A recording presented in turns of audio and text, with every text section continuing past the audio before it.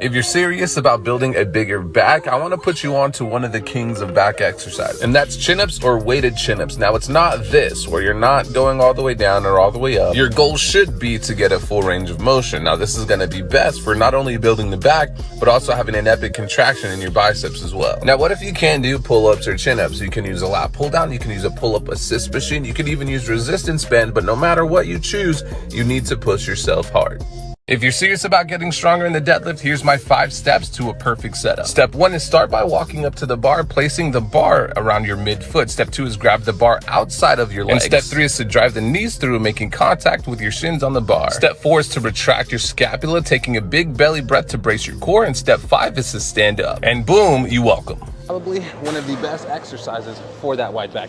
See, when it comes to the lats, this takes advantage of the function of the lats, which is to bring the elbow down to the hip, only at a nice little leverage. Now, where people go wrong though, is a lot of times I see them arching their back first and driving back like this. See, that starts to engage a lot of the mid back. And when an exercise like this, it's a back isolation or it's a lat isolation. So slight protraction of the spine, driving the elbow down and back, really leaning into that, feeling that contraction is gonna be better than trying to arch your back through the exercise. Whew. I really don't like using the ropes, and here's why. Now, when I said don't like using a rope, I mean the shorter rope, because honestly, I really have a hard time getting into the ideal range of motion because the rope's too short. So in reality, putting 2 together or convincing your gym to get a longer rope attachment is gonna be better for both training your lats as well as training your triceps through an ideal range of motion. You know, guys, when it comes to training your lats with a cable pullover, or even your triceps with a tricep extension, thing called cheat reps that look a little something like this.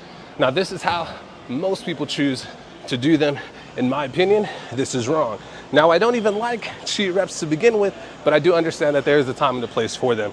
And to do them better, it'd be best to use some momentum, get the weight up, control the negative, use that momentum, get the weight up, control the negative. God dang, this thing burns, and that's how you get the most out of your bent over rows. Talk about how you're doing your bent over rows. Very rarely do I see people doing them like this. What I see is people doing this number. Now, here's the thing.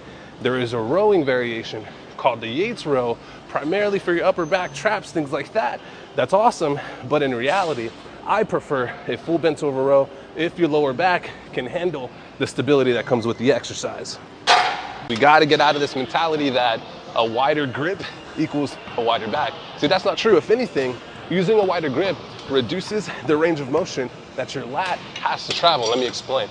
See, the lat, or the function of the lat, is to bring the elbow down to the hip. It originates, the insertion point originates on the humerus, uses the rib cage as a fulcrum, so when you pull down like this, you engage more of your lats. Notice that you don't have that range of pull or line of pull when doing a wide grip lat pull down. So what would be better is a reverse grip, because now this changes the angle of the elbow reaching out in front of you, reframing from arching your back and driving the elbow down to the hip.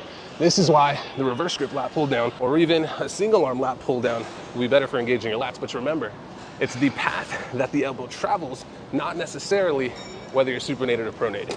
Up how you're doing your rows. And where most people go wrong is they use their legs and their torso to kind of bounce up the weight, when it'd be a lot better to focus on a stretch, drive the elbow right in line with the hip to really engage the lat. You see, in any exercise, you need to build your base by doing it correctly, strict with good form. And as you become more advanced, there will be a time and a place for utilizing momentum, but that's a topic for another video.